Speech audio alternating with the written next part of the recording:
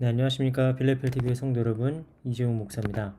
저희가 올해 말씀과 동행하는 교회라는 이제 표어를 가지고 성경 통독을 위해서 성경 각 권의 구조적인 개론들을 함께 살펴보고 있습니다. 이제 다뤄야 될 성경이 많지 않거든요. 그런데 올 한 해 2020년에는 이 부족한 성경 개론을 좀 마무리해야 되겠다라는 생각이 들어서 남은 책들은 좀 이렇게 책별로 또는 주제별로 이렇게 조금 모아서 함께 분류를 해서 살펴보려고 합니다. 그래서 오늘은 그 첫 번째 시간으로 옥중서신에 대해서 함께 살펴보려고 합니다. 옥중서신은 사도 바울이 감옥에서 쓴 편지다는 뜻입니다. 사도 바울이 제3차 선교 여행을 마치고 예루살렘에 붙잡혔다가 이제 로마로 압송되지 않습니까? 그래서 그 로마 감옥에서 썼던 편지가 바로 옥중서신인 거죠. 그래서 옥중서신에는 에베소서와 빌립보서, 골로새서, 그리고 뒤로 가서 빌레몬서가 있는데 오늘 우리는 이 옥중서신을 다루려다 보니까 성경에 나와 있는 순서보다는 이걸 좀 묶어서 주제별로 함께 성경을 묶어서 좀 살펴보려고 합니다. 가장 먼저 그래서 골로새서를 보겠습니다. 왜냐하면 성서학자들이 연구를 해봤을 때 대체로 골로새서가 에베소서의 이 토대가 되었다라고 보고 있기 때문입니다. 그 에베소서에 나오는 단어 중에 26%가 골로새서와 공통점들이 막 있거든요. 그리고 그 골로새서에 나와 있는 단어들이 34%가 또 에베소서와 아주 긴밀한 관련성을 갖고 있습니다. 그래서 골로새서에서는 주로 기독론을 다루고 에베소서는 주로 교회론을 다루는데 이 두 개를 물론 떼서 생각할 수는 없지만 골로새서에 나오는 기독론을 바탕으로 에베소서의 교회론이 좀 더 확대되는 것이죠. 그래서 우리가 오늘 조금 옥중서신을 살펴볼 때는 골로새서를 먼저 살펴보겠습니다. 골로새서에서 가장 중요한 주제는 기독론입니다. 물론 골로새서에 뭐 여러 가지 말씀들이 나와요. 뭐 아내와 남편이 어떻게 될지, 뭐 자녀들과 종들이 어떻게 될지, 뭐 이런 것까지 삶의 구체적인 윤리까지 나오는데 그럼에도 불구하고 골로새서에서 가장 중요하게 다루고 있는 말씀은 바로 기독론, 예수 그리스도가 누구신가라는 그 문제죠. 그런 질문이죠. 골로새서에서는 예수님이 그냥 단순히 하나님의 아들이다, 뭐 우리를 구원하신 구원자다라고 끝내지 않아요. 더 깊이 있게 들어갑니다. 골로새서에서 말하는 기독론은 신학적으로 우주적 기독론, 우주적 그리스도론 뭐 이렇게 얘기하는데 뭐냐면 바로 예수 그리스도께서 모든 만물을 다스리는 주님이시다라는 겁니다. 그래서 우리가 오늘 이 골로새서 1장 15절부터 20절까지의 말씀은 신약 성경을 통틀어서 기독론의 막 최고복이다라고 불릴 정도로 예수 그리스도에 대한 정립을 딱 해놓은 말씀입니다. 그래서 이 말씀은 크게 이제 15절에서 17절까지 그리고 18절에서 20절까지 이렇게 두 부분으로 나눠지는데 각 부분이 다 예수 그리스도께서 어떤 분이신지를 더 명확하게 드러내는 모습을 보여준다고 할 수 있습니다. 첫 번째 부분이 바로 창조의 중개자 되시는 그리스도이십니다.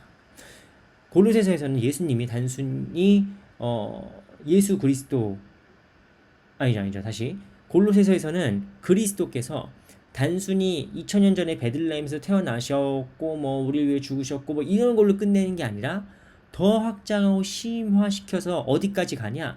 모든 만물의 창조 이전으로 가져갑니다. 모든 만물의 창조 이전, 이전에 보이지 않는 하나님의 형상이시고 이 그리스도를 통해서 모든 만물들이 창조되었다라고 얘기하는 거죠. 이 말씀 우리가 보면은 요한복음이 떠올라야 돼요. 요한복음 1장 1절부터 3절까지는 뭐라고 써 있냐면 이렇게 써 있습니다. 태초에 말씀이 계시니라. 이 말씀이 하나님과 함께 계셨으니 이 말씀은 곧 하나님이시라. 그가 태초에 하나님과 함께 계셨고 만물이 그로 말미암아 지은 바 되었으니 지은 것이 하나도 그가 없이는 된 것이 없느니라. 그러니까 요한복음에서도 로고스 기독론에서 예수 그리스도의 의미가 단순히 이 땅에서 짧게 살다 가신 그런 훌륭한 인간이 아니라 창조 때 하나님 말씀, 만물을 창조하신 하나님의 말씀이자 능력으로 묘사를 하잖아요. 그런데 골로새서는 조금 더 심화시켜요. 그거보다 조금 더 심화시켜서 예수 그리스도께서 창조하신, 그리스도께서는 만물의 창조 때만 활동하신 게 아니라 모든 만물의 먼저 나신 자요, 만물의 창조주요, 더 나아가서 만물의 목적이며 이 만물을 유지하시는 분이다 라고 나갑니다. 그러니까 예수 그리스도의 우주적인 의미가 나타나는 것이죠. 그리고 18절부터 20절까지에 나오는 말씀에는 예수 그리스도의 구원의 의미를 다루고 있는데요. 여기에서는 각각 다른 표현들이 나오지만 모두 다 교회의 머리 되신다. 그리고 죽은 자 가운데서 먼저 나셨다. 먼저 다시 나셨다. 살아나셨다. 그리고 만물의 으뜸이시다.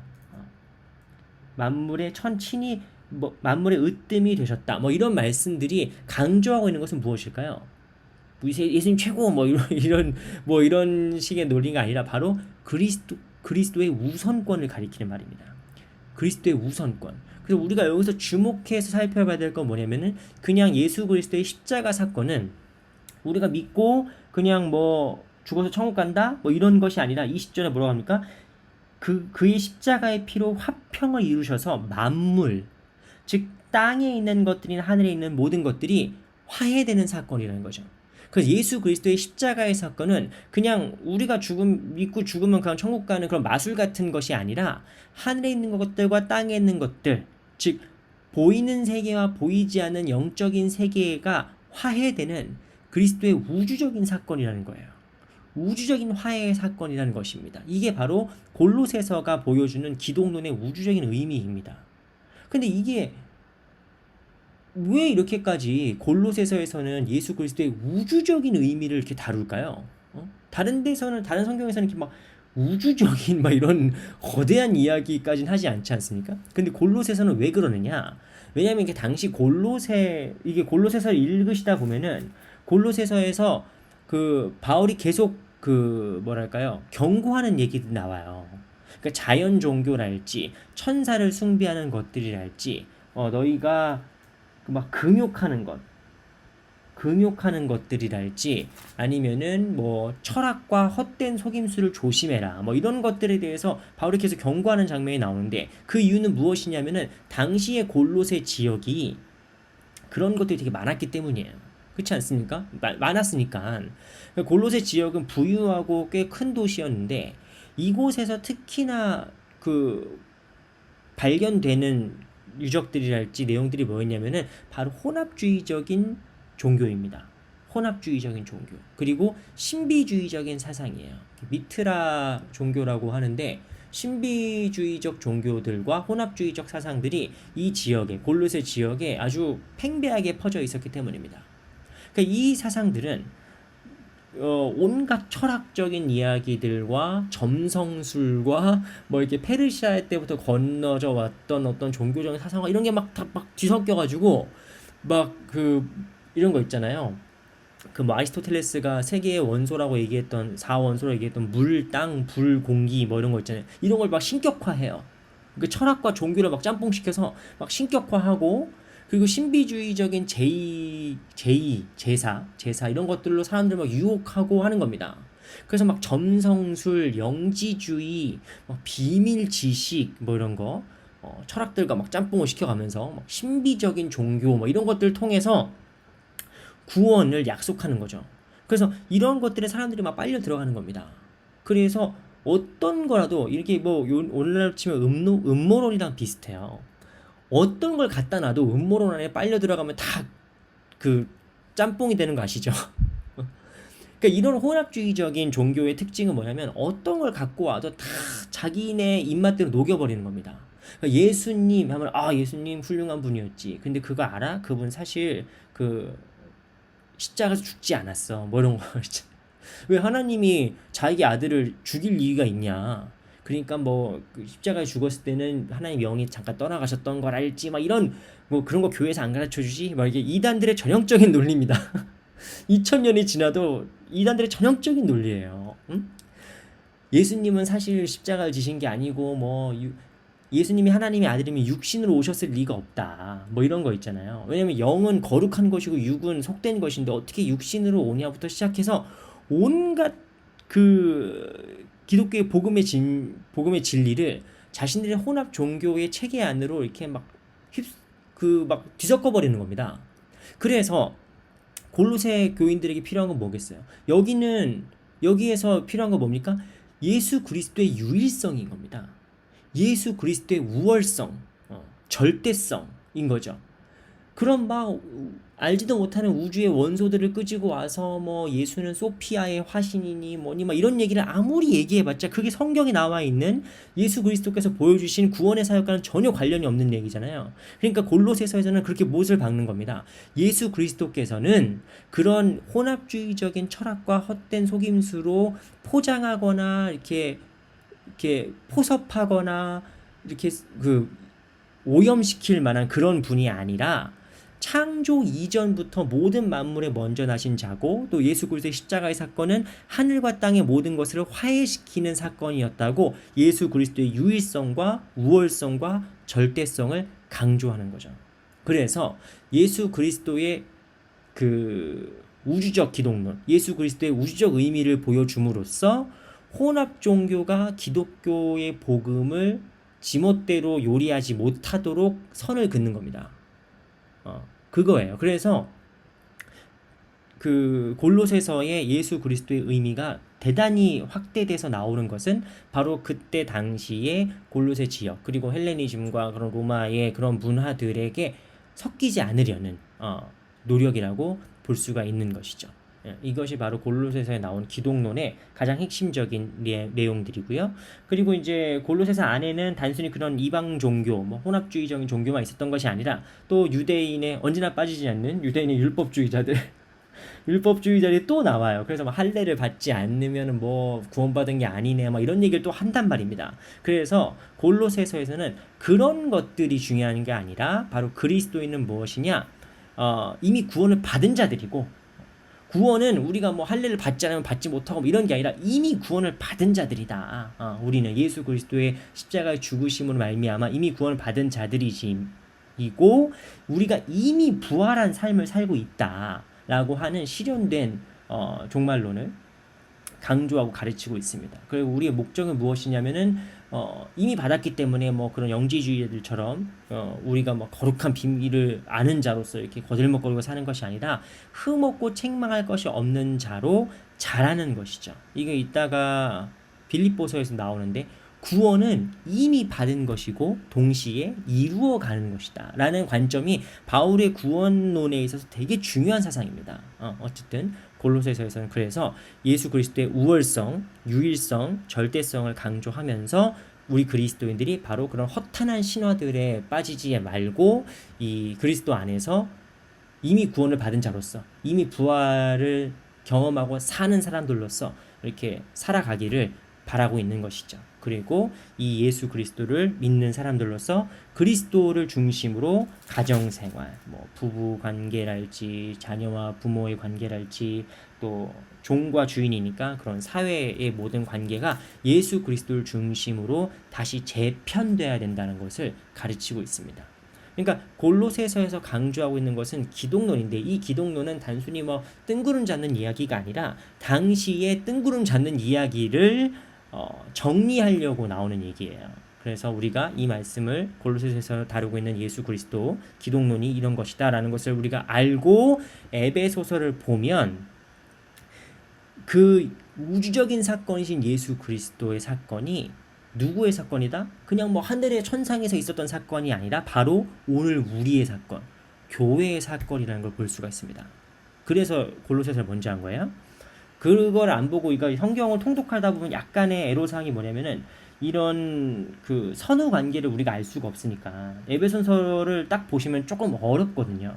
에베소서는 진짜로 그냥 보면 좀 어렵습니다. 그런데 골로새서를 먼저 이렇게 보고 예수 그리스도가 누구시다? 그냥 날 위해 십자가에 못 박혀 죽으신 뭐 감사한 예수님 물론 맞지만 우주적인 차원에서 만물보다 먼저 계시고 보이지 않는 하나님의 형상이시고 그 예수 그리스도께서 바로 교회의 머리다라고 보셔야 에베소서가 조금 더 잘 들어오죠. 더 잘 들어오죠. 에베소서는 교회론의 서신이라 불립니다. 골로새서가 기독론을 강조하고 있다면 에베소서는 교회론을 강조하고 있다고 볼 수 있죠. 에베소서에서 물론 다루는 교회는 지금까지 바울이 편지를 썼던 그 각 지역 교회들, 뭐 고린도 교회나 로마에 있는 교회나 뭐 이따가 볼 빌립보 교회나 뭐 이렇게 각 지역에 있는 교회라기보다는 그 모든 교회의 교회됨을 다루고 있는 겁니다. 그러니까 교회들의 교회됨. 이거를 신학적으로 표현하자면은 가시적 교회들 속에서 비가시적 교회성을 교회의 비가시성을 보여주고 있는 겁니다. 우리가 보통 교회를 고백할 때 신학적으로는 지역 교회와 고백된 교회, 가시적 교회와 비가시적 교회 뭐 이렇게 나누곤 하거든요. 그러니까 지역 교회들을 보면은 모든 교회마다 문제가 있잖아요. 뭐 되게 심각한 문제가 아닐지언정 이를테면은 지역의 한계일 수도 있는 거죠. 지역이나 그때 당시나 시대나 상황에 한계가 있을 수 있죠. 그러니까 그런 모든 문제들에 대해서 교회의 그러면은 지향점이 무엇이냐? 교회의 나침판 다시 우리가 방향을 잃더라도 돌아갈 길이 무엇이냐? 바로 비가시적 교회, 교회의 본질, 교회됨의 본질이라는 겁니다. 그러니까 에베소서는 그 교회됨의 본질을 보여주고 있는 말씀이에요. 그래서 에베소서에서 말하는 그리스도는 교회의 머리다 했을 때 이 여기서 말하는 그리스도가 어떤 의미인지 알겠죠? 그냥 고린도전서에서 나오는 그리스도는 우리는 교회는 그리스도의 몸이다라는 차원의 어떤 그 차원보다 조금 더 깊은 거예요. 조금 더 우주적으로 확대된 겁니다. 모든 만물의 창조의 근원이자 창조의 유지자이자 주권자이자 창조의 목적이신 그 예수 그리스도가 바로 우리의 그리스도라는 거예요. 우리 교회의 머리라는 겁니다. 이거는 예수 그리스도를 더 찬양하는 거기도 하지만 어떤 의미에서 에베소서에서는 그 예수가 남이 아니라 저 천상에 멀리 계신 하나님이 아니라 바로 오늘 우리 교회의 머리이신, 그러니까 우리가 뭐예요? 우리가 택하신 공동체라는 거죠. 우리가 하나님의 선택받은 백성들이라는 겁니다.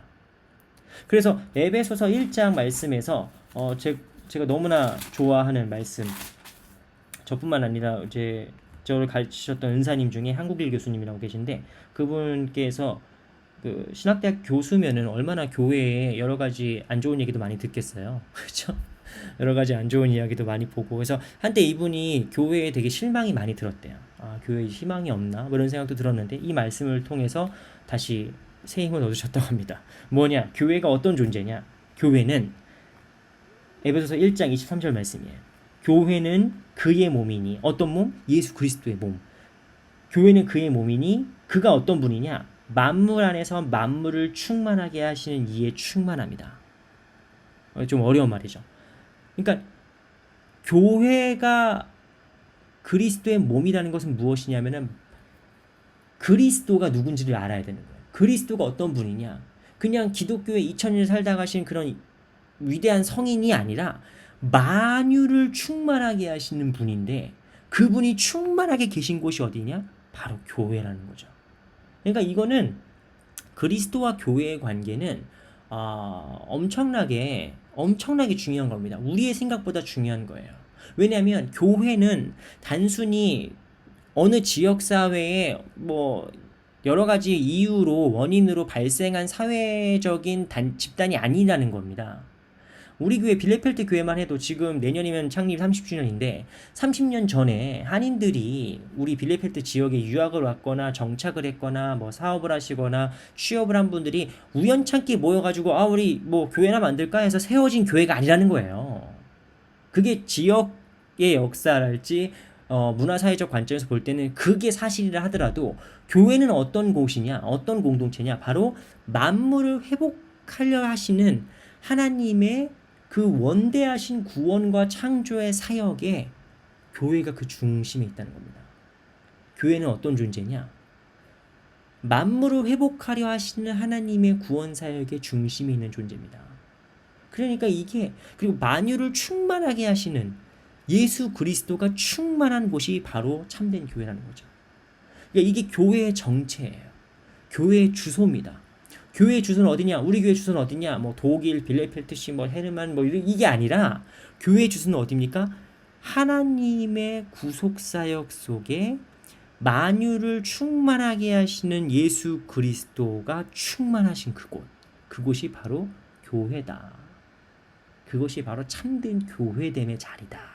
이게 바로 에베소서가 보여주는 교회의 주소입니다. 교회의 정체성. 그런데 거기에서 우리가 서로 싸우면 되겠어요? 거기에서 교회에서 서로 막 출신이 다르네, 신분이 다르네, 뭐 인종이 다르네, 생각이 다르네, 이걸로 싸워주면 안 되죠. 그래서 에베소서가 얘기하는 건 뭡니까? 그리스도께서 우리를 화평케 하신 것처럼 우주적 화평입니다. 여기서 말하는 화평은 나 혼자 천국 간다가 아니라 우주적 화평이에요. 이 우주적 화평이 이 교회 안에서부터 먼저 실현돼야 되는 거죠. 그 2장 14절 말씀 보시면 그가 우리의 화평이셔서 둘로 하나를 만드사 원수된 것 곧 중간에 막힌 담을 자기 육체로 허셨다. 그래서 22절 뭐라고 써있어요? 너희도 성령 안에서 하나님이 거하실 처소가 되기 위해서 그리스도 예수 안에서 함께 지어져 간다 라고 얘기하고 있는 겁니다. 왜? 교회는 그리스도의 몸이니까 예수 그리스도께서 화해하신 것처럼 화해를 이루신 것처럼 교회도 예수 그리스도의 행동 양식을 닮아서 화해를 이루어가는 곳이 돼야 되는 거죠. 그래서 교회에서 싸우는 것은 절대로 성경적이지 않습니다. 결코 성경적이지 않아요. 그리고 에베소서는 교회의 서신이란 말답게 아주 교회에 있는 뭐 화해 사건과 뭐 이런 것들에 대해서 쭉 다 얘기를 하는데 이제 4장 11절 말씀 보시면은 이제 교회의 직분에 대한 이야기들이 나옵니다. 그런데 요거는 이걸 언급을 해야 되는 게 왜냐면 신천지에서 이 직분을 가지고 여러 가지로 그 혼란을 주고 있기 때문이에요. 그래서 뭐 사도가 이 시대 사도가 뭐고 뭐 선지자가 뭐고 뭐 이렇게 얘기를 하는데 우리는 정상적인 신학을 가르치는 신학교와 교단이라면 이 사도를 하나님 말씀을 받은 모든 사람이라고 지칭하지 않습니다. 이거는 명백히 예수 그리스도의 제자로서의 사도를 얘기하는 거예요. 그러니까 우리가 말로 우리 모두 다 예수 그리스도의 제자지요. 제자된 삶을 삽시다. 이 차원이 아니라 여기서 말하는 사도는 에베소서 4장 11절에서 말하는 사도는 명백히 2000년 전에 예수님과 함께 있었고 교회를 세웠던 그 사도들을 지칭하는 겁니다. 그러니까 결코 이거를 가지고 뭐 무슨 성령의 은사를 충만하게 받았는데 그럼 너도 사도고 뭐 나도 사도고 뭐 사도 뭐 훈련을 받고 뭐 이거는 말이 안 되는 얘기예요. 근데 이거를 하는 데가 특히 신천지 같은 데가 있는데 어쨌든 우리 성도님들은 절대 빠지지 않길 바라고 신천지가 지금 얼마나 위험하냐면은 하노버 주교 제가 지난주에도 카톡방에다 자료를 올려드렸지만 하노버 주교에서도 신천지 그 경계령이 나올 정도입니다. 그러니까 결코 우습게 볼 만한 이단이 아니에요. 정말 심각한 이단이고 우리가 지난 코로나 사태를 보았지만 아주 크게 사회적으로나 교회에 악영향을 미치는 단체입니다. 근데 거기서 사도, 선지자, 뭐 복음 전도자 이런 걸 막 나눠가면서 더 막 무슨 추수꾼은 뭐가 되고 막 이렇게 막 계급화시킨 곳이 있어요. 그래서 우리가 그런 것들을 따라가지 않기 위해서 일단 제일 중요한 건 사도를 우리 모두가 막 사도가 될 수 있다 뭐 이런 게 아니에요. 사도의 전통에 따라 그 사도의 가르침을 따라가는 사람들이지 우리가 막 사도가 되고 그런 사람들이 아니라는 거 미리 말씀을 드리고 네 그럽니다. 어쨌든 그럼 교회 직분이 있다. 뭐 사도가 있다. 선지자가 있다. 복음 전도자나 목사나 교사가 있다. 이렇게 나왔을 때 그럼 이 사람들이 높은 사람들이란 뜻입니까? 교회에서 목사가 제일 높고 그럼 여기 오늘날 사도도 없고 뭐 선지자도 없고 그렇다면은 목사가 제일 높네? 뭐 목사가 제일 높다는 뜻입니까? 아니에요. 교회에 직분이 있는 것은 각자의 은사에 따라서 자신의 할 일이 있다는 뜻이고 이 교회에 있는 모든 직분들 우리 현실 교회에서 목사가 있고 뭐 장로, 집사, 뭐 권사 뭐 여러 가지가 있지 않습니까? 그 모든 교회의 직분은 목적이 무엇입니까? 바로 13절에 나오죠. 우리가 다 그리스도의 장성한 분량까지 성장하기 위함입니다. 그래서 교회 직분들은 다 무엇을 위함이냐? 섬김을 위한 것이죠. 무엇을 위한 섬김이냐? 교회에 있는 모든 성도들이 다 그리스도의 장성한 분량이 찰 때까지 자라게 하는데 도움을 주는 거죠. 그걸 위해서 직분이 있는 겁니다. 만약에 목사가 교회 성도들의 영적인 수준을 끌어올리지 않는다면, 성장시키려 하지 않는다면 좋은 목사가 아니죠. 아무리 친절하고 성격이 좋고 뭐 설교를 잘하고 뭐 어쩌고 해도 좋은 목사가 아닙니다. 좋은 장로님은 교회의 성도들의 영적인 수준을 끌어올릴 수 있어야 돼요. 교회의 좋은 선생님도 마찬가지고 교회 모든 직분자들은 다 마찬가지입니다. 교회에서 우리가 하다못해 커피를 끓이더라도, 커피를 먹은 컵을 닦더라도 그 모든 교회의 봉사와 직분의 목적은 무엇이냐? 예수 그리스도의 장성한 분량까지 우리를 성장시키는 것입니다. 그래서 영적인 수준이 자라가야 되는 거죠. 그래서 에베소서에서 또 유명한 구절이 이제 우리가 삶을 살 때 이제 그 우주적 기독론 이렇게 얘기하면은 이게 되게 무슨 신학적 논의고 막 철학적인 차원의 논의라고 오해하시는 분들이 있는데 그렇지 않습니다. 골로새서도 그렇고 에베소서도 그렇고 바울의 서신들은 물론 이 골로새서 에베소서는 제2 바울 서신이라 해서 바울의 친필 저작으로는 의심을 받고 있는 논란의 여지가 있는 서신이긴 하지만 그럼에도 불구하고 바울 서신을 우리가 분류하기 때문에 바울 서신 내에서 가장 중요한 관점은 이제 직설법과 명령법이라고 하지 않습니까? 인디카티브와 임페라티브의 구조의 차이예요. 그러니까 교리가 있으면 예수 그리스도가 누구신지, 그 은혜가 무엇인지, 십자가의 사건의 의미가 무엇인지 이런 것들을 쭉 얘기했으면 그걸로 그칠 게 아니라 실제 삶이 어떤지에 대해서 분명히 다룹니다. 그래서 골로새서도 그렇고 에베소서도 그렇고 동일하게 삶의 문제들을 다루죠. 그 골로새서처럼 에베소서도 자녀들의 문제, 부모들의 문제, 사회생활, 종과 상전에 대한 문제 이런 것들을 다루면서 어떤 것으로 이어지냐? 우리의 실제 삶을 막 다루잖아요. 열심히 살아라, 똑바로 살아라, 착하게 살아라 이렇게 끝내는 것이 아니라 우리가 그렇게 살아가는 삶의 이면에 무엇이 있느냐? 영적인 싸움이 있다는 걸 보여주고 있어요. 에베소서에서는. 그래서 6장 1절부터 9절까지는 우리가 삶에서 만나는 인간관계에 대한 이야기들, 거기에 그리스도 중심적인 원칙, 아까 골로새서 나온 것처럼 그걸 다루고 있다면 10절부터 그 삶의 문제들의 이면에 왜 우리가 깨어 있어야 되냐, 왜 우리가 예수 그리스도의 장성한 분량까지 자라가야 되느냐, 그 이면에 악한 세력과의 영적인 전쟁이 있기 때문이다라는 겁니다. 그래서 그 유명한 전신갑주 얘기가 나오죠. 하나님의 전신갑주를 취해라, 성도들아 영적인 무장을 해라 는 겁니다. 그러니까 이 골로새서나 에베소서나 둘 다 우주적인 기독론 막 뭔가 화려한 신학적 얘기를 하는 것 같지만 실제로는 뭡니까? 우리 삶이 더 준비되고 성장되고 무장되어 있음을 가르치고 있는 거죠. 왜? 시대가 이렇게 악하니까. 골로새 이쪽 지역 아까도 잠깐 말씀드렸지만 막 온갖 막 천사 숭배 막 되게 기독교적으로 보이는 이단들이 많다는 거니까요. 종교적인 것을 포장한 잘못된 가르침들이 막 넘쳐난단 말입니다. 그러니까 이런 시대를 사는 그리스도인들은 분명히 뭘 해야 되는 거예요? 영적으로 무장되어 있어야 되는 거예요. 그래서 뭐 진리의 허리띠, 의의 흉배, 뭐 이 그림을 갖고 오려다가 저작권법 혹시 걸릴까봐 안 갖고 오긴 했는데 나중에 한번 꼭 시리즈 설교를 해야 되겠어요. 그죠? 이 전신갑주들을 우리가 취해서 마치 군인처럼 무장되어 있어야 된다는 겁니다. 그렇게 깨어있어 살아야 된다라는 것을 에베소서가 강조하고 있죠. 그리고 에베소서는 이게 말씀이 진행되면서 찬양으로 굵직굵직한 결론들이 맞춰지는 걸 볼 수 있습니다. 이건 로마서랑 비슷한 구조죠. 로마서에서도 중요한 논의가 끝난 뒤에 꼭 찬양으로 맺힌다고 말씀드렸잖아요. 그러니까 그런 차원에서 에베소서는 예배를 위한 이 교회의 서신서이면서 또 예배를 위한 또 서신서다라고 불리기도 합니다. 찬양은 우리가 하나님을 찬양해야 될 이유에 대해서 묻습니다. 그 이유는 무엇입니까? 바로 우리를 구원하신 하나님의 능력인 거죠. 그것을 찬양하고 있다. 에베소서 말씀이고요.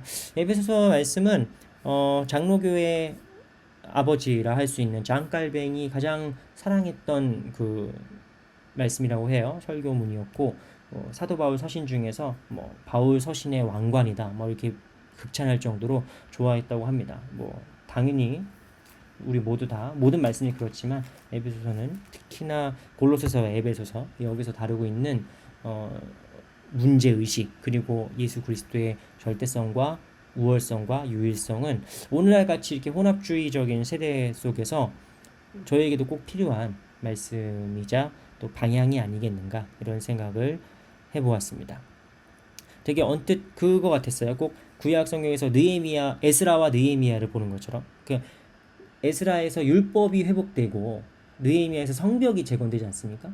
그것처럼 골로새서에서는 예수 그리스도가 누구신지에 대한 그 핵심적인 사상이 다시 환기되고 그 다음에 에베소서를 통해서 교회가 다시 세워져야 되는 그런 모습들을 개인적으로 생각을 해보았습니다.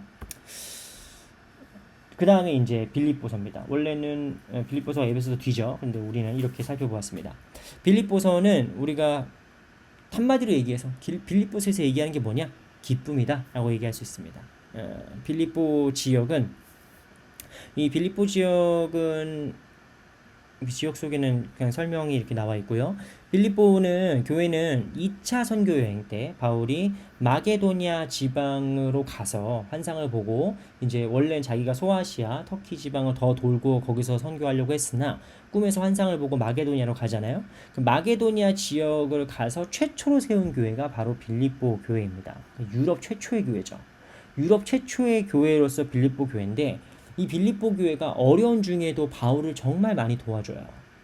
바울에 대해서 가장 많이 개인적으로 후원도 하고 돕고 또 바울이 어려움에 빠졌을 때 막 또 돕는 이야기들이 많이 나옵니다. 그래서 바울이 개인적으로 가장 감사한 교회인 거죠. 단순히 바울에게 후원금을 많이 줬기 때문에 바울이 좋아하는 그런 게 아니라 정말 어려운데도 빌립보 교회도 되게 어려운 상황인데도 바울을 돕고 또 복음 사역을 돕고 또 예루살렘 교회가 힘들다 하니까 또 자기들도 또 허리띠를 졸라매서 또 헌금을 모으고 막 이런 모습들을 보여주면서 바울과 빌립보 교회의 관계가 매우 애틋해요.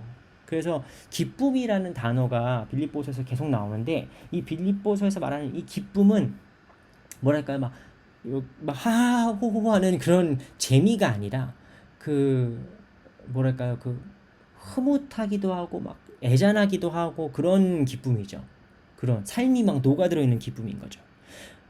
빌립보서에서도 물론 교회의 문제에 대해서 다릅니다. 뭐 심지어 바울이 막 개들이라고 표현할 정도로 되게 심하게 얘기할 정도로 아주 교회에 그 나쁜 사람들이 그런 가르침들이 있긴 있는 거예요. 그런데 그럼에도 불구하고 이 감옥에 갇혀 있는 바울이 빌립보 교인들에게 무엇을 얘기하는 겁니까? 기쁨을 가지고 살아가는 거죠. 삶의 모든 역경 속에서도 왜 우리가 기뻐할 수 있느냐? 구원의 기쁨이 있으니까. 하나님께서 우리를 구원하셨으니까. 예수 그리스도의 구원이 우리에게 있으니까. 이미 받은 것이니까 기뻐하라는 겁니다. 그리고 사도 바울이 그걸 보여줍니다. 왜요? 어떻게 보여줘요? 내가 풍부에 처할 줄도 알고 내가 비천에 처할 줄도 알고 내가 풍부에 처할 줄도 알고 배부름과 배고픔과 모든 상황에도 불구하고 기뻐할 수 있다. 자족할 수 있다. 왜 그러느냐? 4장 13절 내게 능력 주시는 자 안에서 예수 그리스도 안에서 내가 모든 것을 할 수 있기 때문에 그러니까 예수 그리스도 안에 있으면 우리가 모든 삶의 환경에도 흔들리지 않는 기쁨을 누리며 살 수 있다라는 것을 바울이 빌립보 교인들에게 권면하고 있는 것이죠. 그래서 빌립보서는 그냥 정말 말씀 구절 구절마다 막 애정이 뚝뚝 묻어 나오는 그런 말씀들이에요. 그리고 아까 에베소서에 말씀드린 것처럼 여기 빌립보서에서 우리가 특히 또 보면 좋을 건 그리스도의 찬가라고 이제 2장에 나오는 예수 그리스도의 찬양 시가 나오는데 요거는 이제 골로새서도 오늘 다뤘기 때문에 또 다루진 않았습니다. 근본 하나님의 본체 이런 거에 대한 문제들은 오늘 빌립보서에서는 다루지 않았고요. 구원의 문제는 아까 골로새서에서 말씀드린 것처럼 이미 구원을 받은 것이죠. 우리가 무엇을 하고 또 뭐 할례를 행해야 되고 뭘 해서 구원을 받는 것이 아니라 이미 그리스도로 인해서 우리가 구원을 받았다. 이것이 되게 중요한 관점인데 그걸로 그치는 것이 아니라 구원은 두려움과 떨림으로 이루어 가야 하는 것이다. 라는 주제가 빌립보서에서 나옵니다. 그러니까 우리가 이것만 봐도 구원파 같은 데서 이야기하는 이단들이 이야기하는 구원 의식이 구원에 대한 생각이 얼마나 잘못된지 알 수 있죠. 우리가 구원 받았기 때문에 이제 뭐래도 천국 간다 이런 식의 차원이 아니라 구원은 그리스도의 은혜로 선물로 받은 것이면서 동시에 두려움과 떨림으로 늘 구원을 이루어가는 것. 이게 빌립보서에 나와 있는 구원에 대한 이중적인 두 가지의 측면들입니다. 뭐 하나도 절대가 될 수 없고 두 개 다 꼭 같이 가야 되는 구원관이지요. 그러니까 빌립보서는 그 빌립보 교회 교인들에게 전하는 이제 바울의 윤리랄지 삶의 자세 이런 것이라고 할 수 있다면 빌레몬서는 상대적으로 아주 좀 가볍지만 또 따뜻한 이야기이긴 합니다. 빌레몬서의 이야기를 짧게 말씀드리겠습니다. 아주 짧게 말씀드리자면 일단 바울이 감옥에 있잖아요, 지금. 감옥에서 누굴 만나냐? 오네시모라는 노예를 만나요.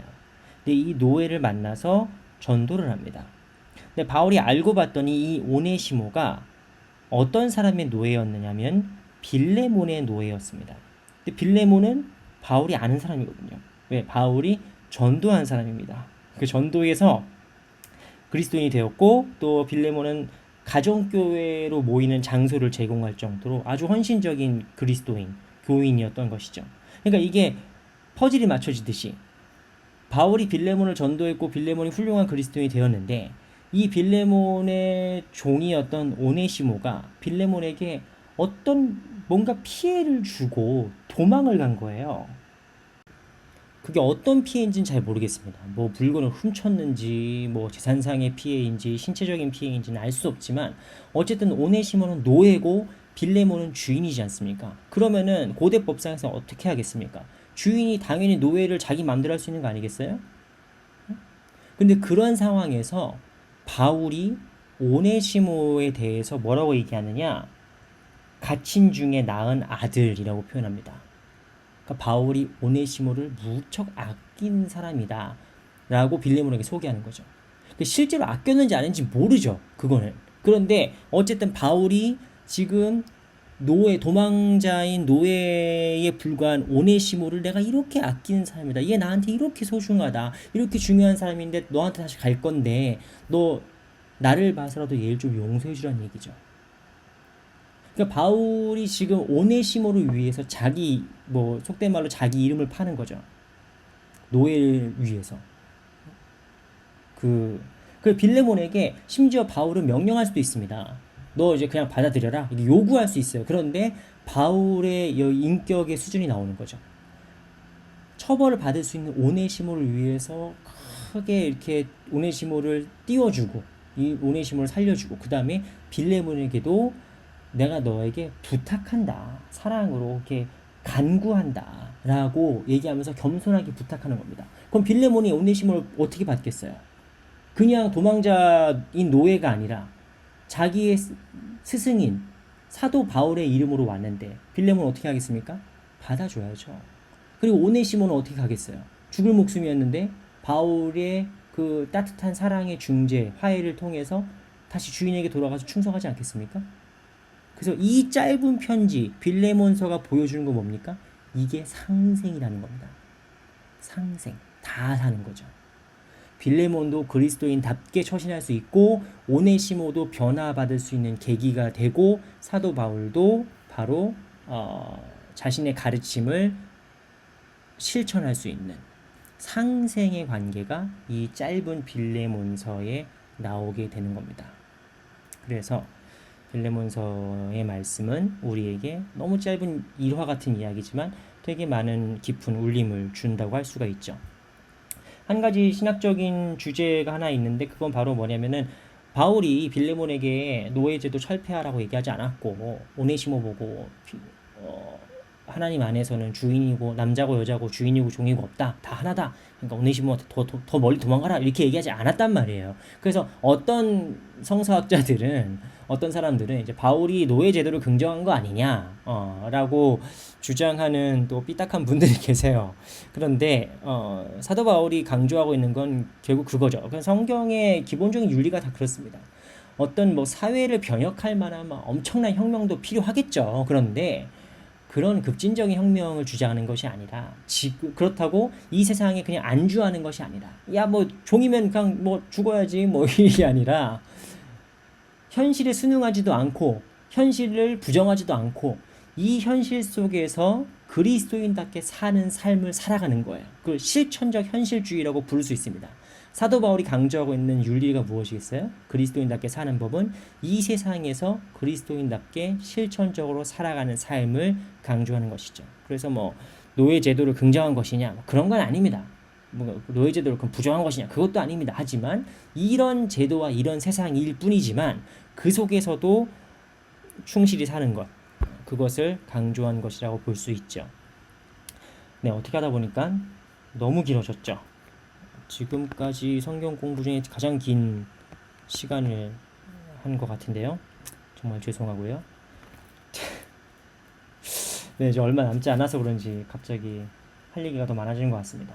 네, 우리 성도님들께서 어련히 잘 이제 취사 선택하셔서 들어오셨으리라고 생각을 하고 이런 식으로 앞으로 남은 신약 성경의 말씀들을 좀 주제별로 묶어서 함께 이렇게 말씀 개론을 살펴보도록 하겠습니다. 네, 그럼 긴 시간 들어주신 성도들도 감사하고요. 내일은 주일이고 저희 또 공동회의가 있는 날입니다. 그럼 성도들 많이 기도해 주시고 내일 예배 때 또 뵙도록 하겠습니다. 네, 오늘 여기까지 하겠습니다. 감사합니다.